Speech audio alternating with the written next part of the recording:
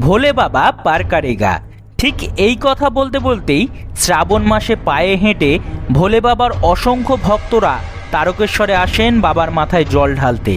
ভোলে বাবার ভক্তদের ভিড়ে ঠিক ঠিক করে গোটা এলাকা। ভিড় লক্ষ্য করা যায় তারকেশ্বরমুখী ট্রেন বাসে। কিন্তু জানেন কি, কেন এত গুরুত্বপূর্ণ তারকেশ্বরের মন্দির? কেন জল নিবেদন করতে ছুটে আসেন শত শত ভক্তরা? এর পেছনে লুকিয়ে রয়েছে ঠিক কোন কাহিনী?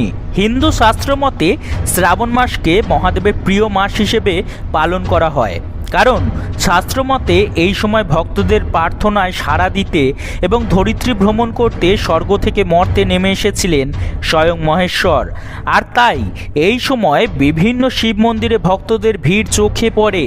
সকলেই যান মহাদেবের মাথায় জল ঢালতে।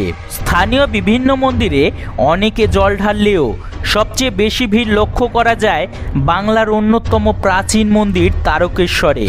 প্রাচীন বাংলার চালা স্থাপত্যের নিদর্শন হিসেবে বেশ গুরুত্বপূর্ণ এই মন্দির। লোককথা অনুসারে তারকেশ্বর মন্দিরের ইতিহাস বহু পুরনো। এই মন্দিরের প্রতিষ্ঠাতা ছিলেন এক অবাঙালি। বিষ্ণুদাস নামে সেই ব্যক্তি ছিলেন পরম শিবভক্ত। উত্তরপ্রদেশ থেকে এসে হুগলিতে বসবাস শুরু করেন তিনি। কিন্তু স্থানীয়রা তাঁর উপর নির্যাতন শুরু করেন।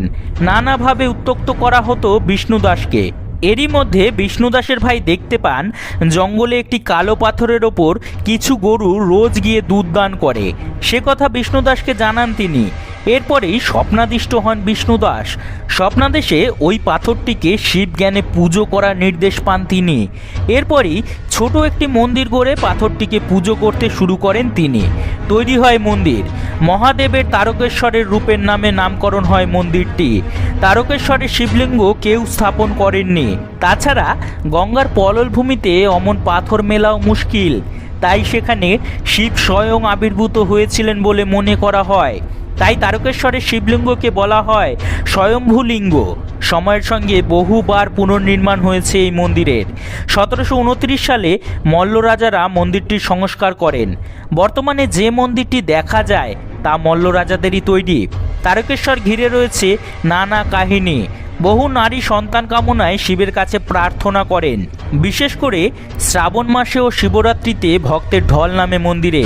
মন্দিরে পুজো দেওয়ার পাশাপাশি পাশের দুধ পুকুরের জল ঘিরে রয়েছে নানান লোককথা।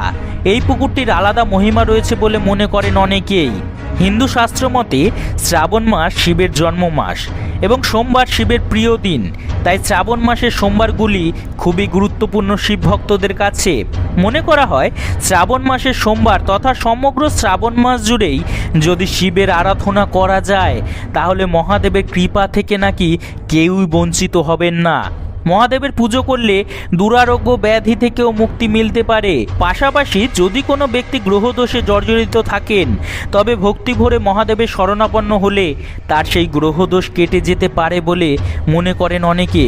তবে শুধু শ্রাবণ মাস নয়, সারা বছর জুড়ে যদি মহাদেবের উপাসনা করা যায় তাহলে জীবনে আর কোনো বাধার সম্মুখীন হতে হবে না বলে মনে করেন অনেকে। আর তাই তো লক্ষ লক্ষ ভক্তরা যে আসেন ভোলে বাবার কাছে। ধন্যবাদ এতক্ষণ আমাদের সাথে থাকার জন্য। আমাদের ভিডিওগুলি যদি আপনাদের ভালো লাগে তবে অবশ্যই আমাদের পাশে থাকবেন।